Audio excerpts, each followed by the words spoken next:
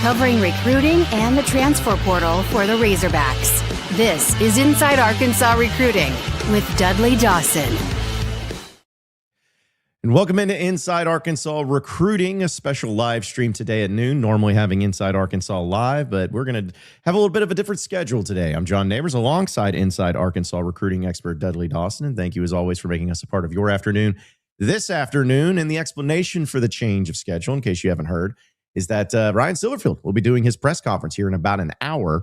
So we're going to hear that. He'll have a celebration at 5 p.m. tonight.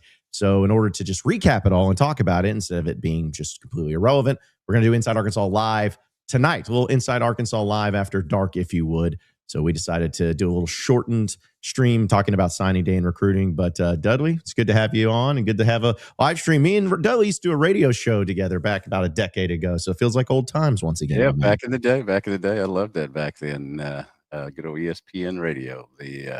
But yeah, I'm just happy that I didn't get up at 5:30 this morning. I actually feel kind of rested today. So, we'll see how it goes. I think most of the high school recruiting is handled, but there is today and tomorrow is additional signing times. So we'll keep our ears and eyes out on that and just see how it goes. But what a Monday the man had, and now he can talk about it today.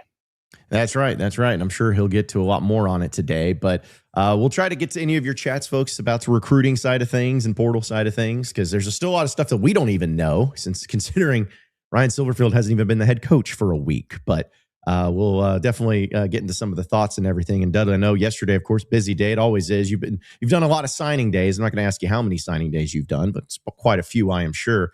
40. But just yeah, there you go. Not that you're counting, but just overall, your vibe of it, just considering what the expectation was, because it is different these days with the transfer portal, and signing day may not mean as much as it used to. But just how'd you feel like the overall vibes of the expectations and everything for Silverfield in his very first signing day as Razorback head coach? Well, I got to be honest. Let's just go back to a week ago, before he was hired, before they got some guys to flip. I thought it was going to be one of the saddest recruiting days that Arkansas had ever had. They very rarely would have gone into it with a coach and not in place in time for this. At one point they had 27 commits. It got down to as few as 11, I think, one time. And I think there were a few guys that would have jumped off the bridge there if the hire hadn't been the right one for them. Arkansas is lucky that Ryan Silverfield had been recruiting some of these kids, had relationships with these kids and the high school coaches in Arkansas that allowed him to have the Monday when he got 4 of the state's top 6 players, the general consensus, and was able to have great relationships. And they tell me, and again, these are, I talked to all these coaches, they really like the hire. Now, some of them had more offensive systems they would have liked to have seen, hint, quarterbacks and all that kind of stuff. But they really like the fact that he spent time in this state when he was a Memphis head coach, and how he has made it clear to him that he's going to spend more time recruiting in this state than has been done in these last few regimes. So the in-state kids, I think, is what got everybody's attention. And honestly, I'm not saying that there's not any excitement about Silverfield, because there is, but there was also some skepticism. And I think that was the first time where it just in a short period of time got a lot of fans kind of interested and excited, is for we all know that it always is great to have kids that are highly talented and everything, but it means just a little bit more if it was the in-state kids. So how was he able to do it in such a quick, short period of time? Because I think that was a question I got a lot yesterday, and I'm sure you have too, of was it just simply offering the kids? Was it simply the fact that he was recruiting them even before he officially got the job? It just seemed like it was such a coincidence, and just first day on the job, boom, you get the highly regarded kids out of the state of Arkansas that were not previously committed to the previous regime. Here's what I would say. Number one, every one of these kids has said to me or said to somebody I know, Arkansas was my dream school. They just didn't come at me hard enough, or they didn't offer me first. Tucker Young's first offer, the offensive lineman from Hot Springs Lakeside, was Memphis. Several others had Memphis on their list. So he had existing relationships with a lot of these guys, and it really helped that he had it with Danny Bill, the defensive tackle from Cross County, the Anthony Kennedy Jr., the defensive tackle from Little Rock Central. Those two young men are 6'6", 6'5", way over 300 pounds. That he had it with Ja'Cory Smith and some of the others. That was a benefit for him. Now, he also is smart enough And I know there are a lot of people going to say, especially in Memphis, they lost those last 3 games over there because he was concentrating on getting another job, and maybe it was Arkansas and all that. Some of these kids who maybe you're not the best at hiding things in interview have mentioned that, yeah, I've known for a couple of weeks, what was going to happen here. And I wish they'd have told me, but known for a couple of weeks what was going to happen here. So he's had those existing relationships, and I think that helped. But the number one thing is these kids that jumped on board Monday wanted to be at Arkansas, and all they wanted to be at Arkansas is to be wanted by Arkansas enough, and shown a lot of love. And our guy Eli Drinkwitz there at Missouri, Lane Kiffin, who can show all the love in the world, all those guys, they were sitting there, and Anthony Kennedy from Miami, they were sitting there showing them the love, telling them, it's a train wreck up there. You don't want to be a part of that. And then they got together, and I think Terry Evans, the running back from Bryant, was kind of one of the ringleaders. He said, "Why don't we all go do this together?"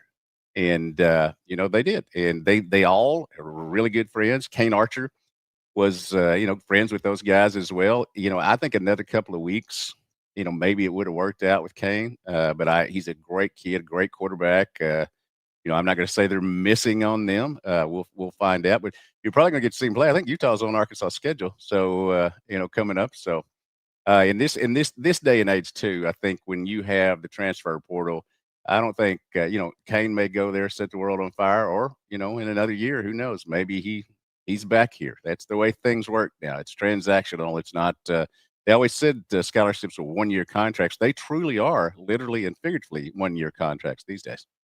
Yeah, it certainly seems like it. And with the high school side of things, it's. I feel like everyone's going to be more focused on the portal, which rightfully so. I mean, very few times do you see true freshmen walk in and make an immediate impact. Some do, but I think that the portal is really going to be where the bread and butter is made, not only for who's going to be leaving Arkansas, but also who's going to be coming in. Which we have no idea at this point. I've always made the joke. I was like, hey, there could be a starting quarterback right now that's on a 10-win team that could be playing for Arkansas next year, just because you just never know how this is going to all play I know out. there are a lot of guys, and when you pitched this show to me and pitched this idea to me, the recruiting portal was one of the big things we knew would be. And so I've tried to keep my hand in that and talk to kids that I know were transferring. Maybe they hadn't announced it yet, but Jalen Dupree, the running back from Malvern, who had 6,000 yards in his high school career, 253 yards in the state championship game when Malvern beat Pulaski Academy to win the state title. He and I have been conversing a lot. We're going to have him on the show coming up pretty soon. He wants to be here. He is a running back in the type of Mike Washington in terms of body build, that sort of thing. Mike may be a little faster. I know he really, in talking to him, he really hopes he gets the opportunity to have the chance to go here. And they're going to need running backs. They're going to need to add some different things during the portal.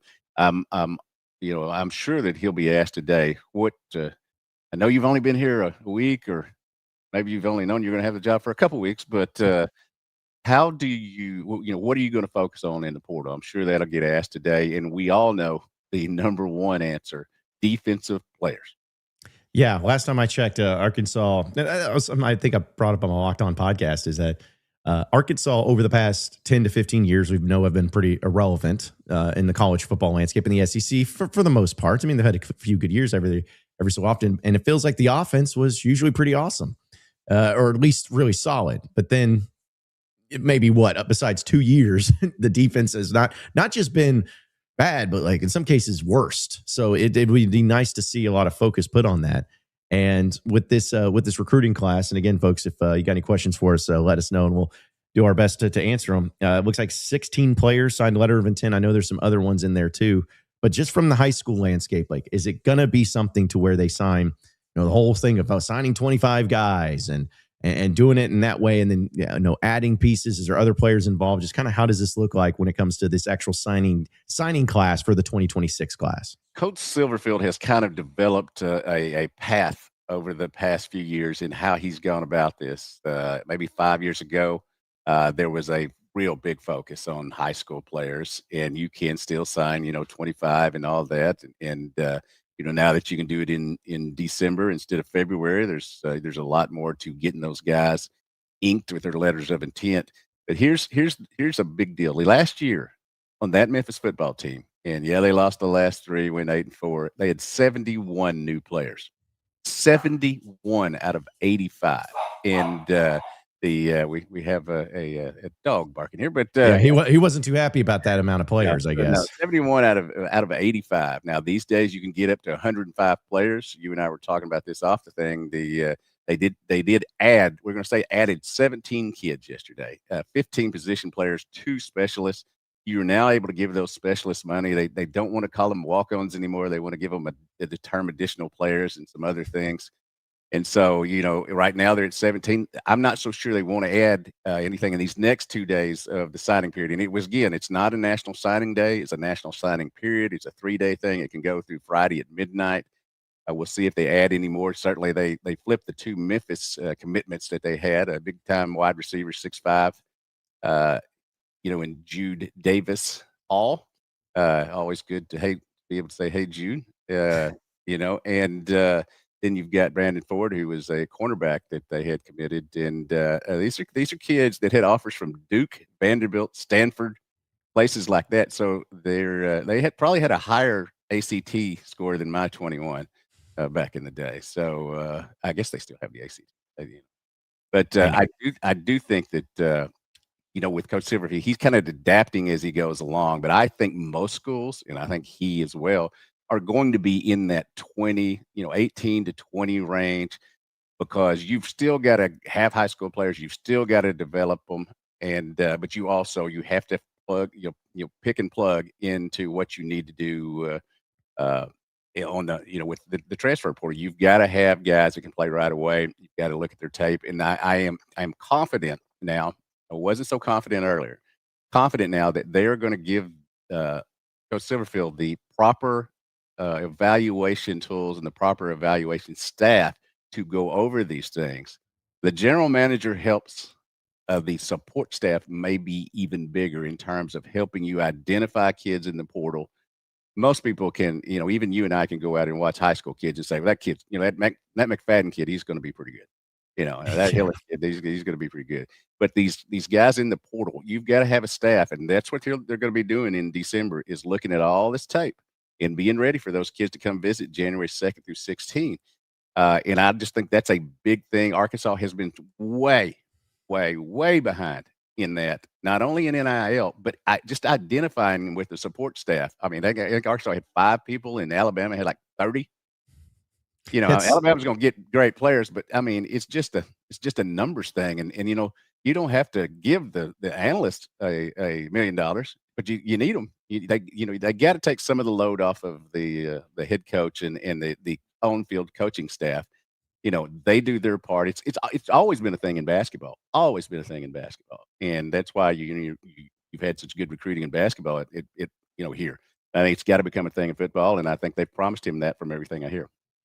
Yeah, and you mentioned basketball. I feel like with from Coach Anderson's staff to Muss's staff to Cal's staff, it's grown exponentially. In fact, I made the joke to a guy I was at the Razorback basketball game last night, where they've had the new ad space over there too, where they've taken out a lot. It's like they basically have siphoned off like 2 rows of regular seats for the staff. I mean, because there's so many of them. But over there, baby. Yeah, that's right. A lot of expensive suits. But that's something that you got to do. So I agree. They got to increase the call last night that should show up too, didn't they? Yeah, they did. Finally. Yes. Yeah. Doing some good stuff last night. The atmosphere was great. Felt like Bud Walton of old. So hopefully that keeps going, man. But yeah, a lot of this stuff, folks, again, we're going to hear from Ryan Silverfield here about 45 minutes. We're going to recap it on Inside Arkansas Live after dark tonight at about 7 p.m. of everything that's going on with Silverfield. So a lot of these stuff and questions that you may have about recruiting and transfer portal may get answered today. And I think the finances is about everything, Dudley. And I'm not saying that the media needs to do this and that's it, but I'm really hoping that in this press conference, that's the main focus. We can talk about X's and O's, talk about systems and coaching staff, but we all know if you don't have the financial backing, kind of like what you talked about, not just with NIL, but with the staff, with the travel, like everything, none of this is going to matter.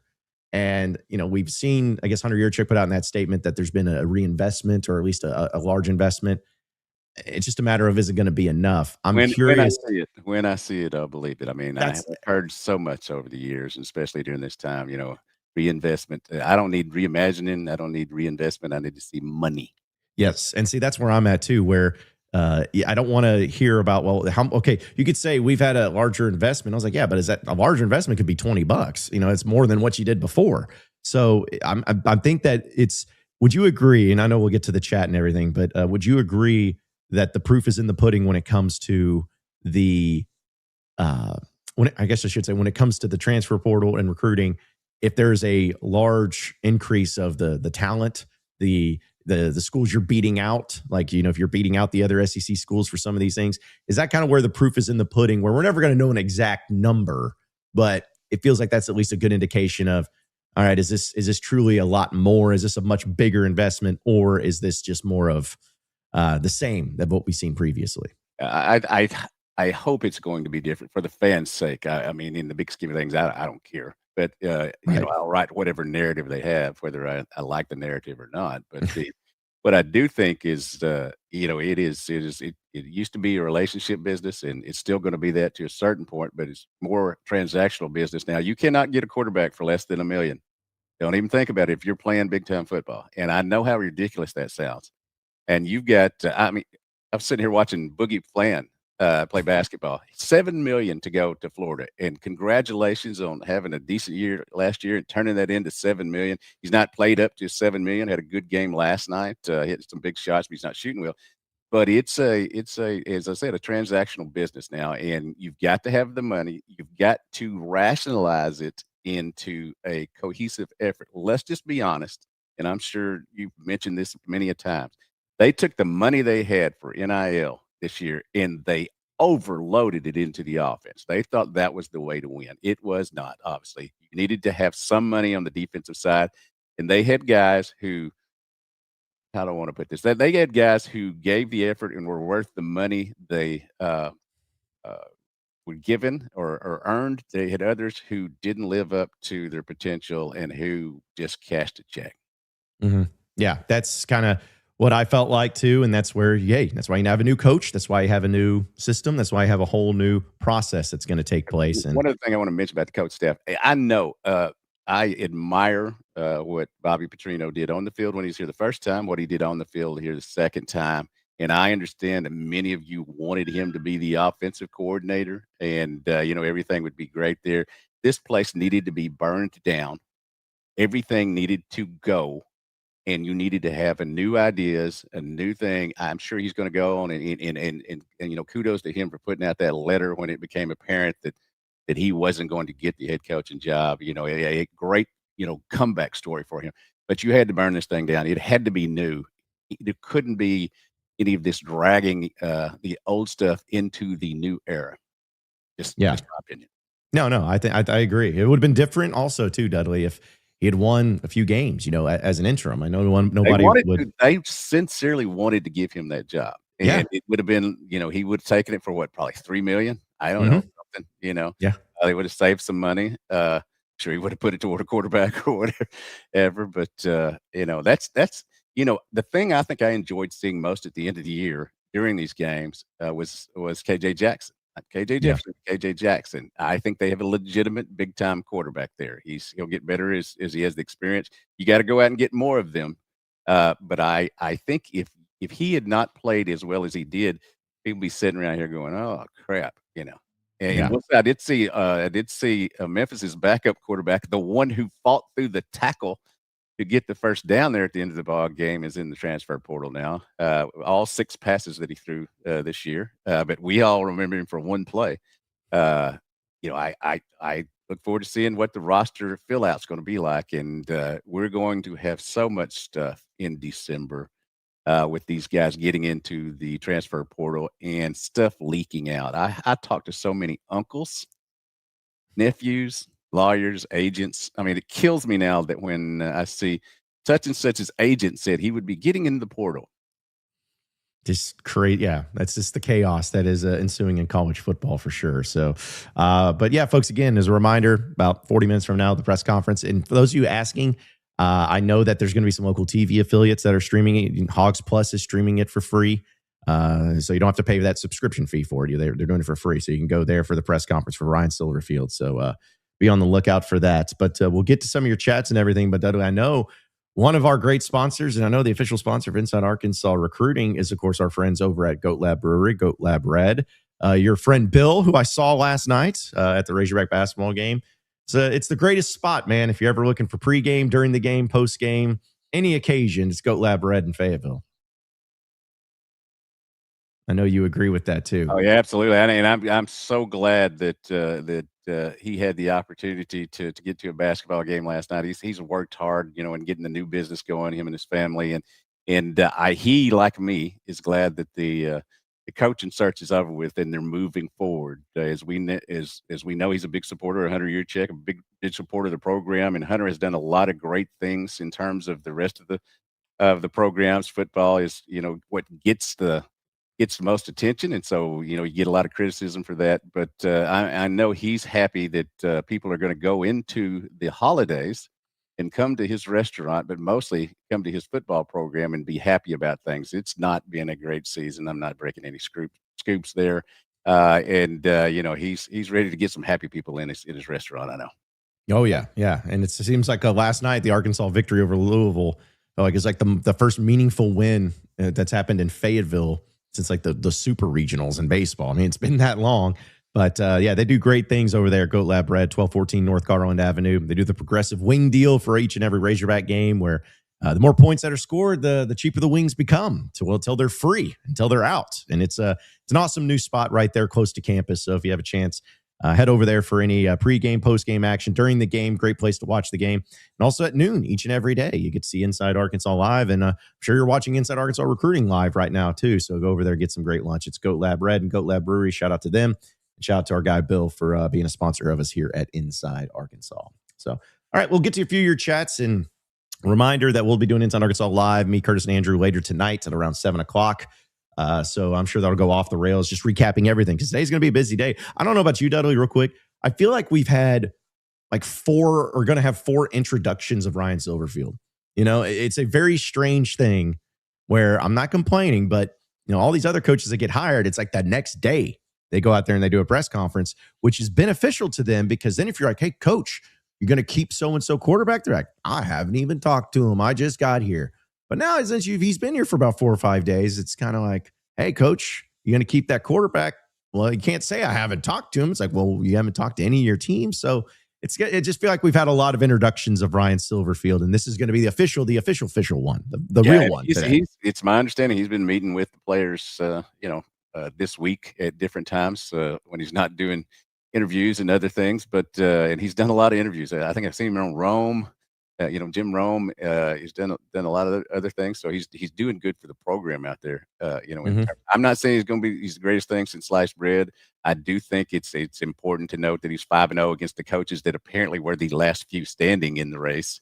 And our good friend Brandon Marcello has made a point that it's not like we all know Arkansas's program is down right now. We all know it doesn't have the resources in it, or it hadn't had the resources in it it didn't get to. And Auburn, even if Golesh was the pick, even if he played Arkansas, it's hard to say that Arkansas is a better football program. That has nothing to do with on the field, but kind of too. Auburn is a better situation now. They've won a national championship. They've had a much more storied tradition in the SEC, and since the time Arkansas's been in the SEC. So, I think this ended up the way it was supposed to and the way it was going to. And it's a dude who wants the job. And if you haven't seen the video of him last night at the basketball game going by the students, he's shaking hands, and all of a sudden the new John Nabors of the student section yells in his face, and he yells right back at that kid, let's go, and that's the kind of thing that I think people want to see. They want to see you recruit. They want to see you win, but they want to see some passion too, and that had been lacking around here. Yeah, well, hey, to that point, I did like that, and I did appreciate that. But when I was in the student section, it was when Brett Bielema was the coach and got announced, and he doesn't do that. He didn't come to the student section and scream in our faces. So at least Silverfield, you got to give him that. You got to give him that. He's doing the right things. We'll see how it goes today, but he's doing the right thing. So we'll get to some of your chats here, folks, about recruiting or anything that's really going on too, because we're just going to go live here for a few minutes and then get ready for the press conference. Some people are asking. It's at 1 o'clock today. Again, 1 o'clock, 1 p.m. is when the press conference starts. So Heartbroken Hog says it's going to be live streamed. Yes, it's going to be on Hogs Plus for free, but it's also, I think, if you're in the Central Arkansas area, it's like Channel 7 and Channel 4 doing it. I'm sure that there's going to be some local affiliates doing it here as well. So, but yeah, you'll be able to find it. There shouldn't be any problems there. If you don't have a smart TV, it's on a smart TV. You don't have a smart TV, I ask you why. Yeah. It is 2025, about to be 2026. We need to get to that point, folks. So the root beer enthusiast says Silverfield is keeping his OC, so I expect a lot of Memphis players to transfer to Arkansas. Here's the thing: is just to make sure we're clear, it's a report that he is keeping his offensive coordinator. There is no confirmation of it. I know Tim Cramsey is his name. I think it was Hawk Sports maybe talked about a report that somebody else had put out from 4-Star Media that he was going to be retaining that. Again, not saying it's wrong, but it's just a report right now. We'll see. But if it is, a lot of points over there the last few years. They've used speedy wide receivers. The kid Jude Davis, all that they got yesterday, 6'5", 205, track champion. He should fit right into that offense if it is Ramsey. And if not, we'll see. That as I think Coach Silverfield told Coach Cal, I got to worry about the defense. Yeah, because that is important. In fact, one of my favorite things is I was looking at the profile on the GoTigersGo.com, which is Memphis's website, talking about Tim Cramsey. First off, it's funny because they have a phone number for him. So I'm like, don't call that phone number. I don't know if anybody will pick up. But two, one of my favorite things is talks about Cramsey help guiding the Tigers to their first back-to-back 10-win seasons after an 11-2 record and a 42-37 win over at the Scooters Coffee Frisco Bowl over West Virginia. So that Scooters Coffee Frisco Bowl there, Dudley. It's a big one. So, but listen, I'm with you too. It's their offense has never been a problem with Memphis and what they were doing. So if he's bringing over some of the guys from his offensive side of the staff, I don't think that's a problem at all, because they did score a lot of points and they did get a lot of things going there. So that's good. Mr. Evan Baker says, do you think we will sign any bigger names on signing day in February? No, I do not. I mean, I think they'll sign a few kids, but I think most of the bigger names, most of the kids that could help you next year that are high school players, I think that they were signed yesterday, or they're signed by somebody.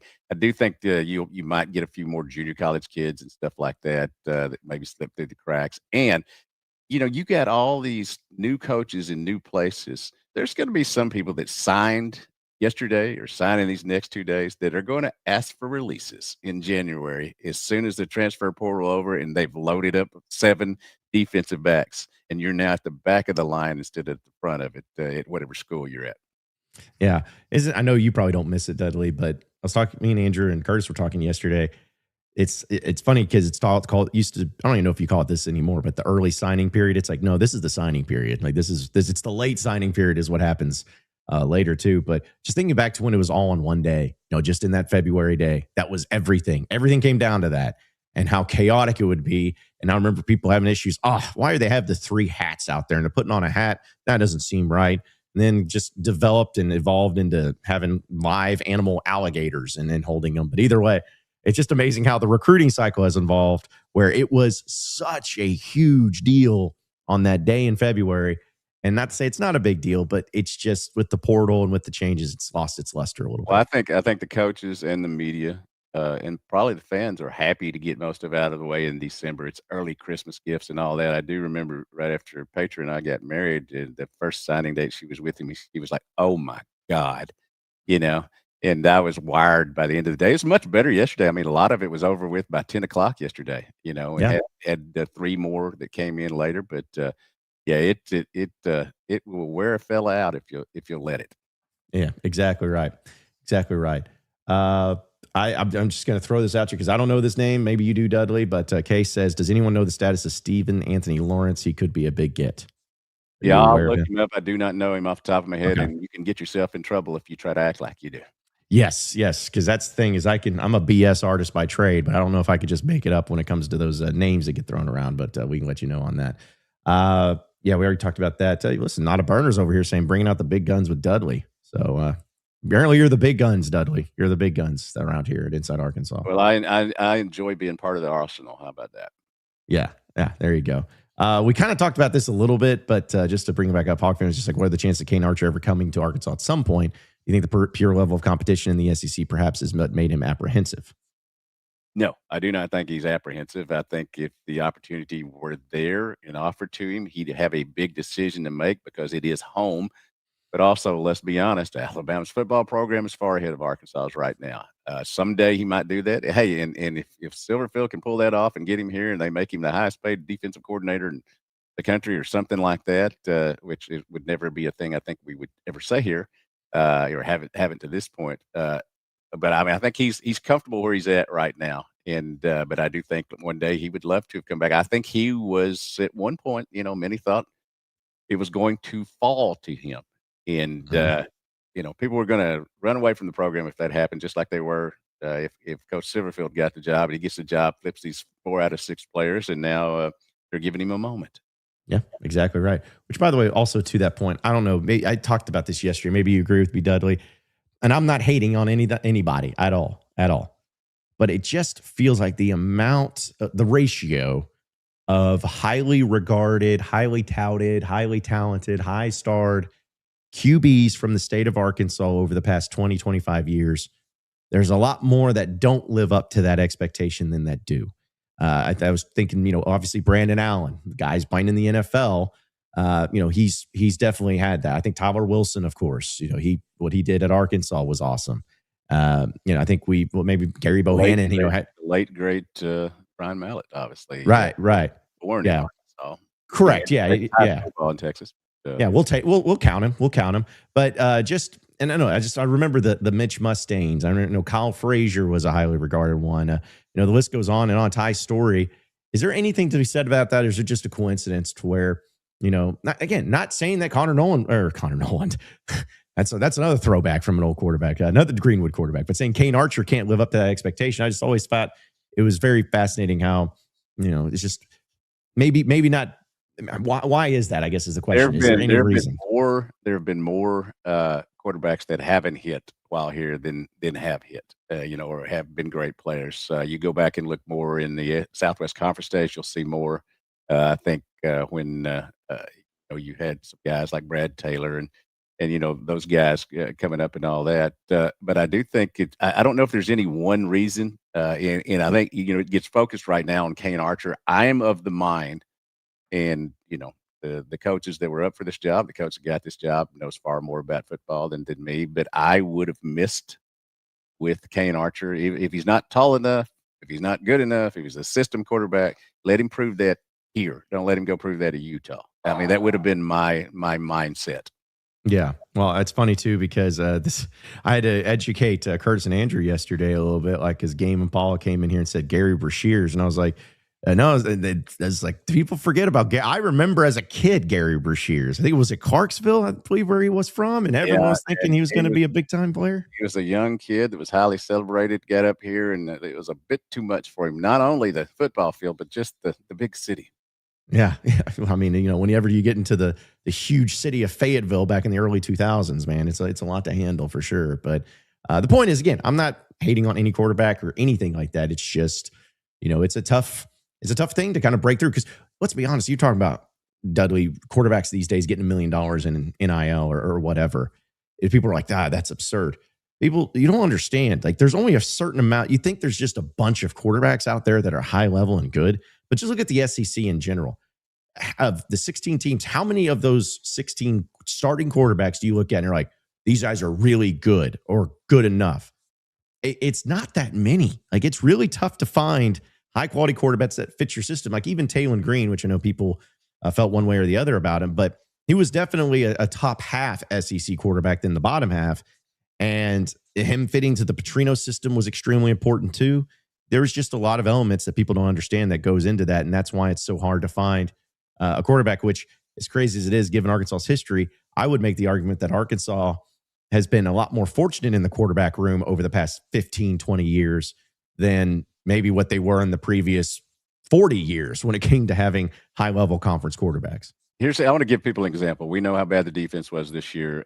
Texas Tech, who we watched Arkansas beat in the Liberty Bowl last year. They didn't have some people playing. Arkansas didn't have some people playing. But Texas Tech went out and got 4 defensive linemen, paid them $12 million together. Have this, on the record, four guys, 4 starters, $12 million together, and look where they're at now. And they are big time on defense. Playing in the Big 12 championship game this weekend. You put your money in the right places in defensive linemen, quarterbacks, running backs, wide receivers. Linebackers is another one. I mean, obviously, Arkansas didn't get the linebacker play that they wanted to this year, but I do think they have 2 really good young ones. I'm really big on Wyatt Simmons. Him getting more playing time. You've got to throw money into. You've got enough. You can put a lot on offense, but you've got to. To me, it's got to be equal. If you take the quarterback out of things, you're not going to have a guy on defense that's getting, the most money. Yeah, exactly. Well, and I've also brought up too, Dudley, with defense. Arkansas, just using the past 15 years as an example, in the modern day, I would say, actually, I don't even think it's an argument. The best defense Arkansas fielded was that 2014 defense. I think they were 10th in the country in total defense, just something incredible. And I remember at the time, and I know you did too. This, I think it's him, but everyone's talking about Rob Smith, the defense coordinator. Rob Smith, man, the guy's a genius. It's like, yeah, I mean, he's solid, but it's about having dudes, like, more so than anything. It doesn't matter as much of like the type of defense you're running. When you have a Trey Flowers at the defensive end spot, you're going to have success. We got File on there at the tackle spot. You're going to have success. Marshall Spate, same thing. Point is, like, yes, coaching matters, the scheme, all that stuff. Yes, it matters. But at the end of the day, it's about having NFL caliber dudes. And the more you add on defense, it's better. The saying, it's not just about X's and O's. It's about Jimmys and Joes and guys that can make plays. And I think that's probably the most disappointing thing about defense this year is you saw them in position to make plays and they didn't. Yes, it's man, it was frustrating. And I feel bad for Razorback fans because it's not just that you've had some rough defenses, you've had some historically bad defenses over the past few years. So it's been tough. A few more here before we roll out, folks. Appreciate it. Again, it's press conference. People keep asking. It's at 1 p.m. Stream live on Hogs Plus and other affiliates. So if you want to check it out for Ryan Silverfield. See, Cajun Razorback says, any word on Grayson Wilson's progress and if he might stick around? He was a 4-star from the state. Seems to fit what Silverfield liked in a QB at Memphis. I've heard nothing about him leaving so far. I would imagine that he, like everybody else, will assess the situation in January when they see how many people are brought in here and at what positions. Had a chance to see him in high school. Obviously had some injuries there late, but I think he's the size that these guys seemingly want, height-wise for a quarterback. And, obviously didn't get the opportunity to play this year, but I've heard nothing about him transferring to this point. Doesn't mean he won't, but again, I think this January, there's probably going to be some people who are not going to get in the portal on January 2nd that decide to on January 9th. Yeah, things change pretty quickly, as we know, with all of this. A few more here, too. Let's see. We got Game and Paul says, what was the name of the Pine Bluff running back that was incredible but didn't play at Arkansas? Yes. He ended up signing a minor league contract with the St. Louis Cardinals baseball team.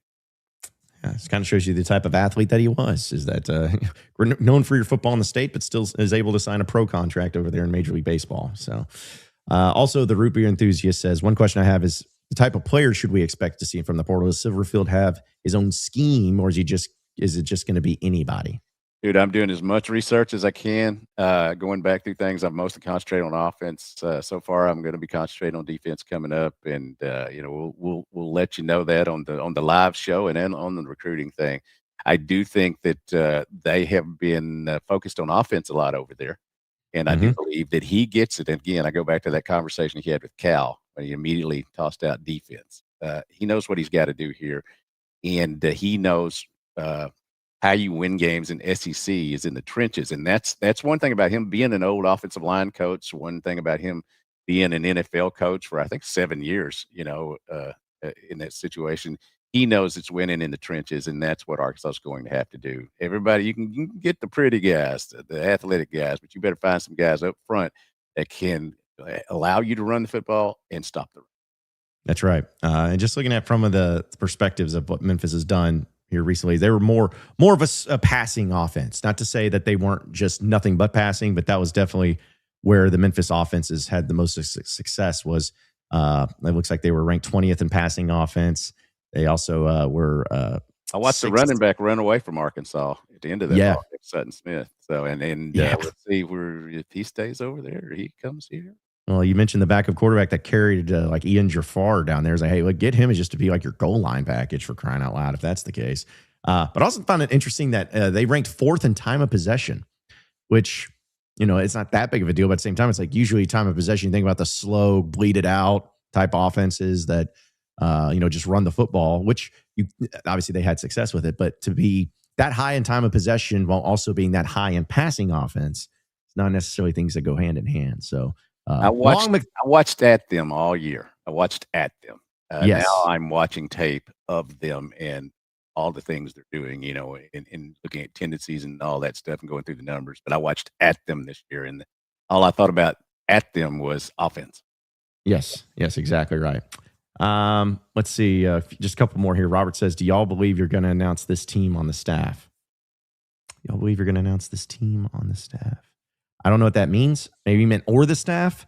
We're not going to announce it. They're going to announce it, and we're going to react to the announcents. But he may have a few things he tosses out today as far as who's going to be on the staff. If that's what the question is about. I don't think he'll have a full thing till probably the end of the week, early next week. And he did say in one of these different interviews I've seen, he did say that there are some people still coaching that have called him and would like to be part of his staff, but have to finish up where they're at. They're not Ole Miss. You can't just fly out and go coach somewhere, Yeah. That only happens over there in Oxford. That's only happening there. And last one before we get out of here, Dudley, the most important one. Hickory Hog says, if we can get Dudley to be John's stylist, I think we could find John a nice single mom. Well, I'll see what I can do. I've never been a fashionista, but I do make sure my hat, shirts, my shoes, match. So. Yeah. Well, hey, listen, Dudley knows glasses. Don't forget the glasses. Now, I say you have to have these readers. So I can get them matching too.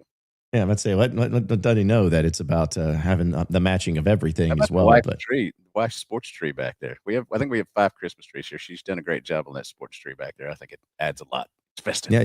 Yeah. Well, you're going up the power rankings of all of our backdrops here. You got the Christmas tree, the bookshelf of all the books you read because you're an astute reader and consumer of the written words. So. A lot of Grisham stuff back there. Yeah, a lot of Grisham and sports stuff back there. James, perfect. Yeah, that's right. Well, Dudley, again, about 15 minutes from now, we'll get to hear from Ryan Silverfield, but it's going to do it for us here at Inside Arkansas Recruiting. Any final thoughts before we roll out of here for today? Glad there's a new guy in place. Looking forward to seeing who else comes and gets in place. And, glad this freaking football search is over. Yeah, let's never do one of those 10-week coaching searches. That's my second one in all this 40 years around here. The other one was Jack Crow, of course. He lost to the Citadel, and it took they got an interim coach there, and it took forever to get the next guy. But at least that one didn't have social media, with everybody in it saying it. So this was brutal. This was awful, but it's over. I'm glad it's over. Again, Silverfield's done some good things. We'll see what he has to say because that's also fascinating too. It's not just Silverfield, folks. Hunter Yurchek's going to be meeting with the media too, and I think that the college football playoff committee. Yes, as we know with that.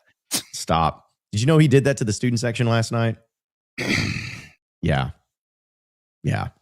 Let's just kill that. But either way, it's going to be interesting. So we'll have full recap again this evening around 7:00. Me, Curtis, and Andrew will be doing a little Inside Arkansas Live After Dark, recapping the entire day from not only the press conference, but the celebration from Ryan Silverfield, what he had to say, how it's going to be approached. I know we'll have some basketball talk in there too. And we're just going to keep it moving here at Inside Arkansas. So be sure to subscribe to us here at Inside Arkansas on our YouTube page. Follow along on the audio version of podcasts, wherever podcasts are found. That includes the Inside Arkansas Recruiting Podcast, Inside Arkansas Live, Pod at the Palace, Bombastic Podcast, all that great stuff right here at Inside Arkansas. And that'll do it for us today. For Dudley Dawson, I am John Nabors. Same sports show, same sports channel. Later tonight with Inside Arkansas Live After Dark at 7 p.m. Have a great rest of your day, everybody, and enjoy the press conference from Ryan Silverfield today. We'll see you then.